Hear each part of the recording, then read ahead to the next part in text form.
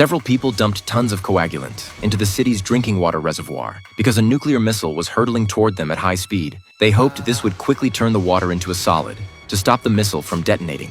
Otherwise, the entire city would be destroyed. However, after 10 minutes, the water still hadn't solidified, and the missile was getting closer and closer. Jimmy prepared to use a shovel to stir the water, to make it solidify faster, but the shovel was too short and couldn't even reach the water's surface. There was no time to find other tools, so Jimmy made a bold decision. He quickly jumped into the water and kept stirring the coagulant with the shovel. This indeed worked well, but the solidified water was like quicksand, trapping Jimmy inside. No matter how hard he struggled, he couldn't break free. What was worse, the missile was now less than a kilometer away. If it hit Jimmy, the nuke would still detonate. At this critical moment, his teammates brought in a helicopter. They dropped down a safety rope for Jimmy to grab tightly, planning to use the helicopter's power to pull him up. Unexpectedly, the coagulant's adhesive force was incredibly strong. Even at maximum power, the helicopter couldn't move Jimmy an inch. His teammates were extremely anxious because they didn't have much time left, but Jimmy was much calmer. He grabbed the rope again and quickly dove underwater. After his entire body was submerged, he pulled the rope tight, signaling his teammates to start the helicopter again.